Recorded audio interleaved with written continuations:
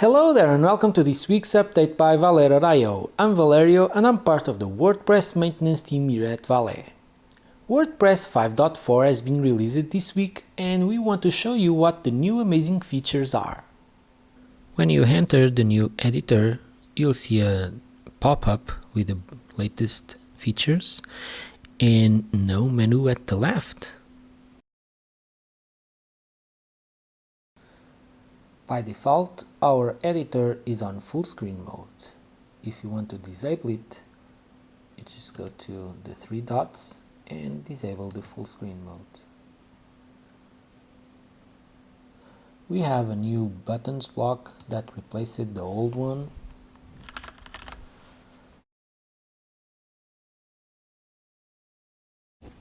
And now we can add multiple inline blocks. We can have different styles for different blocks.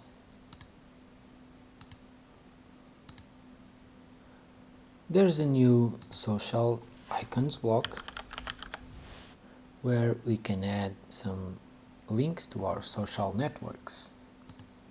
You just need to click the icon and enter the URL.